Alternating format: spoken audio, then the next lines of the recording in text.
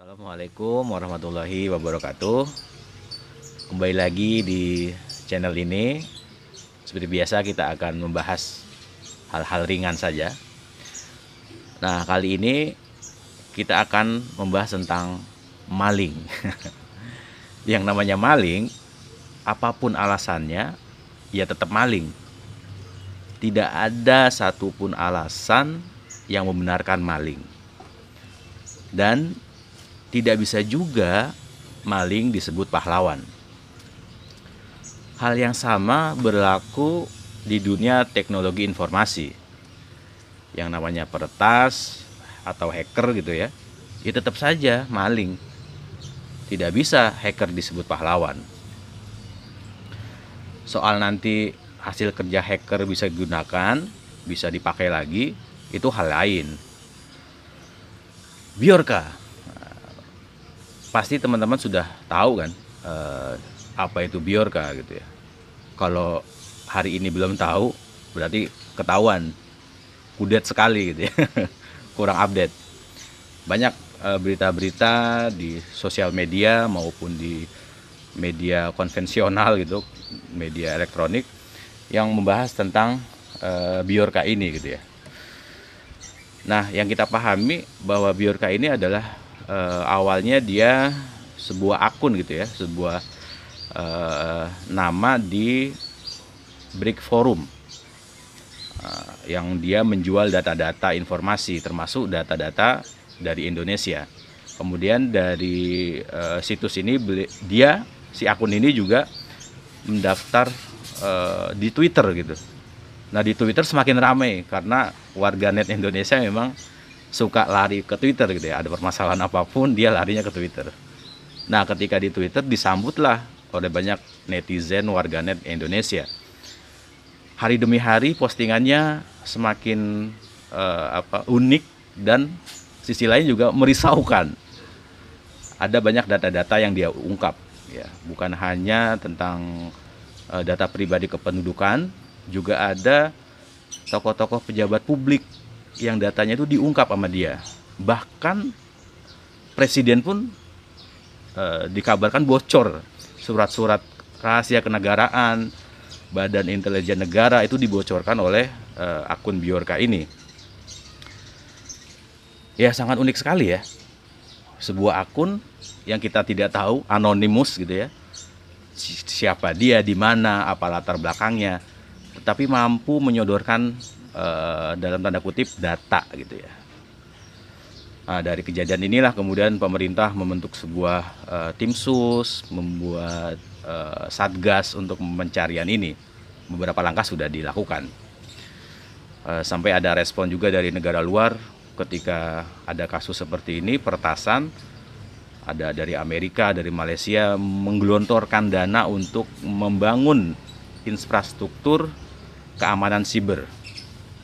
Nah, ini juga unik. Pokoknya semuanya akan berkelindan, berkelanjutan tentang cybercrime gitu ya, kejahatan di dunia maya. Nah, tapi sebelum kita beranjak lebih jauh, kita juga perlu mengomentari hal ini gitu ya. Kalau dalam pandangan saya juga punya asumsi dan sekaligus kritikan gitu ya. Di antaranya adalah apakah yang disodorkan oleh akun Bjorka ini benar-benar data atau hanya dugaan yang dianggap data. Soalnya ada juga komen dari Pak Mahfud MD dan Pak Anies Baswedan. Oh, kita tenang-tenang saja, masyarakat juga nggak usah panik. Apa yang disodorkan oleh akun Bjorka ini tidak sepenuhnya benar. Ada kok data-data yang salah dan dia tidak bisa masuk membobol data negara. Sampai ada juga seorang aktivis IT di Twitter bilang, oh, yang disodorkan oleh Bjorka ini data-data yang disodorkan adalah recehan gitu. Nah, jadi komentar ini menjadi angin segar lah ya. Yang awalnya kita takut ini dan ancaman sebagainya, ada juga bilang pahlawan, ya whatever apapun sebutannya, tapi kita perlu mengkritisi bahwa ini apakah benar data atau hanya permainan belaka gitu, ada motif-motif lain. Ya, walhasil beberapa waktu belakangan ini Bjorka menjadi perbincangan dari mulut ke mulut gitu ya. Nah, ketika tadi kita kritisi apakah ini data atau bukan, kita juga perlu tahu nih sebenarnya modusnya apa sih ketika seorang peretas menampilkan data-data itu. Apakah sensasi saja atau justru motif-motif lain, ada mencari cuan juga gitu, mencari uang gitu. Kalau memang tujuannya itu baik untuk kemaslahatan bersama Indonesia, maka ya kita dukung gitu. Tetapi kalau ini hanya dalam motif misalnya kita mendukung rakyat, motifnya ada bilang gitu, kita membela rakyat, pro rakyat gitu. Nah pertanyaannya, rakyat yang mana yang dibela? Bukankah kita semua juga rakyat? Tapi dengan hadirnya ini, ya otomatis kita akan menjadi resah bersama gitu ya. Ada juga yang senang, ya itu silakan saja, bebas gitu ya. Ada yang mendukung, ada yang tidak, itu wajar-wajar saja. Nah, kita akhirnya paham bahwa Bjorka ini bisa kita sebutlah anak muda yang tangkas, yang cerdas, dan juga kreatif. Ibarat sebuah pisau, kalau di tangan ibu-ibu, pisau ini bisa bermanfaat banyak. Bisa buat masak, bisa buat ngiris bawang, ngiris cabai, ngiris kol, ngiris wortel, akhirnya bikin sop gitu ya, yang bisa kita nikmati bersama. Tapi kalau tangan pisau ini dipakai di tangan perampok, pembegal, itu satu pisau aja bisa mengancam banyak nyawa gitu. Jadi kita kembalikan, ini buat apa kreativitas dan teknologi ini gitu ya. Oleh karena itu kita butuh yang namanya attitude, etika, akhlak, sehingga apapun yang ada di tangan kita berupa kreativitas, sebuah ilmu pengetahuan itu bisa kita manfaatkan ya, bukan menjadi ancaman bersama atau menjadi alibi dan sebagainya itu ya. Jadi kita butuh yang namanya akhlak.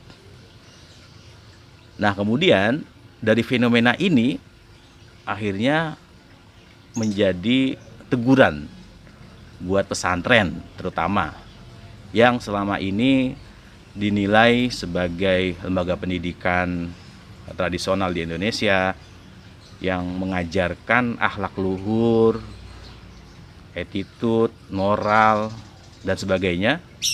Tetapi pesantren satu sisi tidak melek IT, tidak melek teknologi.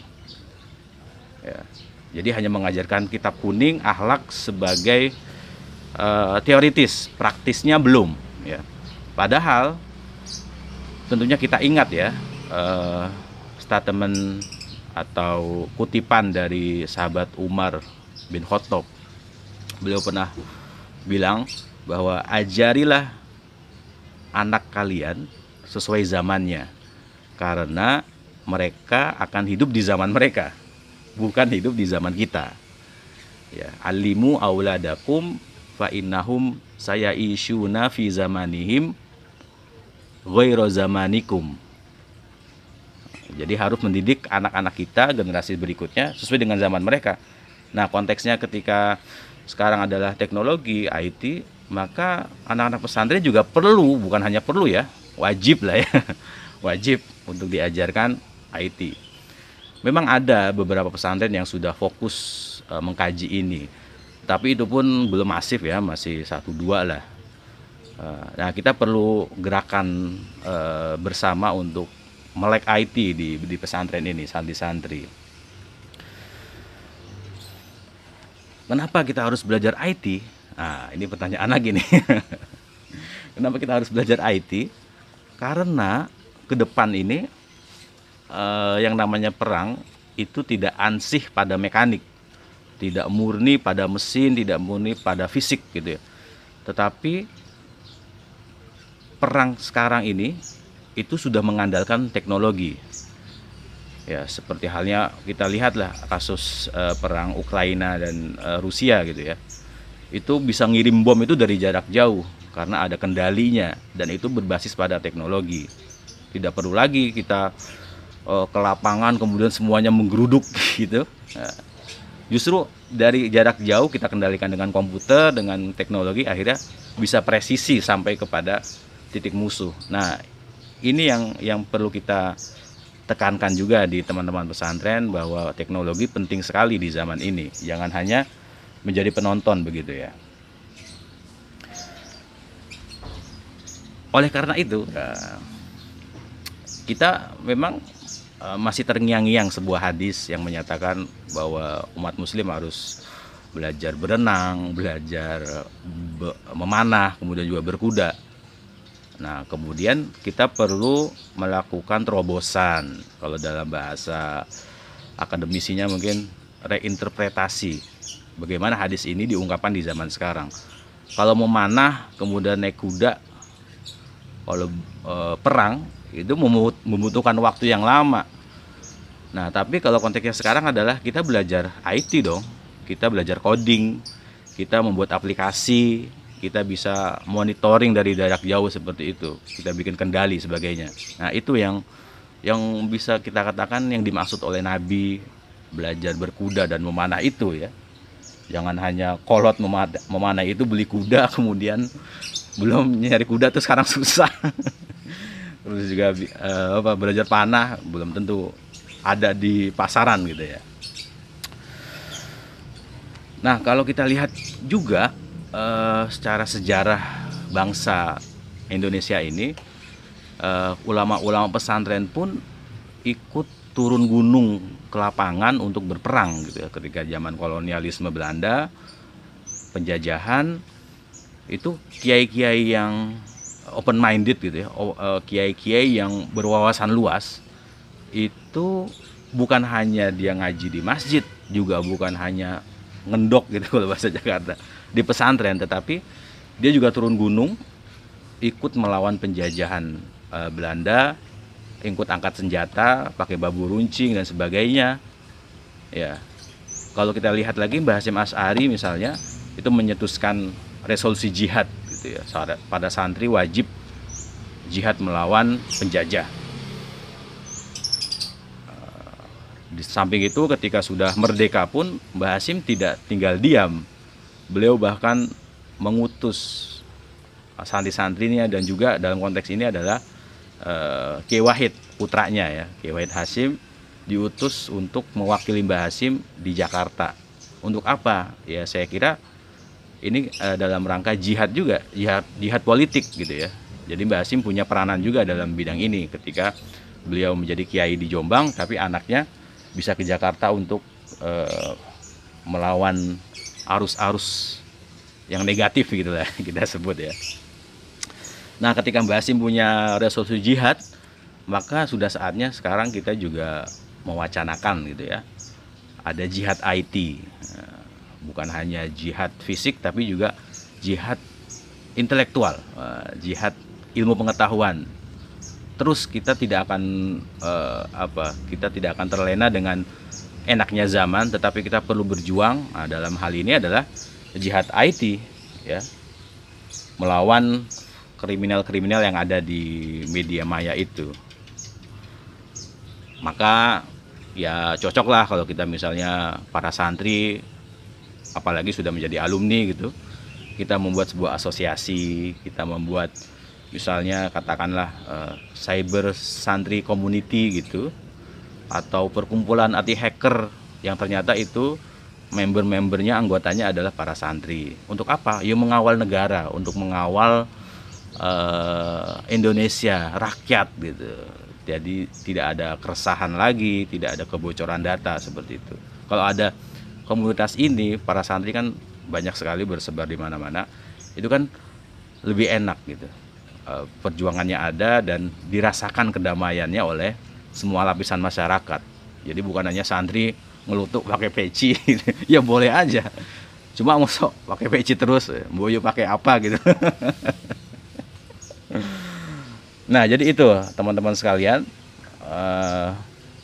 kita perlu meneladani kembali kiprah-kiprah para kiai tempo dulu, hadis-hadis Nabi, kemudian ungkapan Sayyidina Umar juga itu perlu kita renungi kembali. Jadi bukan hanya semboyan, bukan hanya mahfudot, bukan hanya quote, tapi benar adanya dan kita bisa praktekkan. Sehingga rahmatan lil alamin itu bukan hanya sebagai semboyan, bukan hanya sebagai kampanye, tapi benar-benar real kita lakukan bersama. Nah, kalau teman-teman santri dan kita semuanya sadar akal hal ini, maka pada akhirnya kita paham dan sadar bahwa agama itu menjaga tata kehidupan umat manusia, melindungi jiwa, melindungi pikiran, melindungi harta, dan juga melindungi keturunan.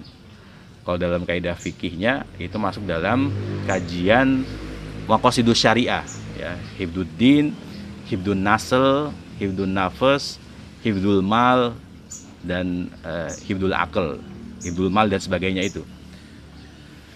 Mungkin ini ya yang menjadi renungan kita bersama.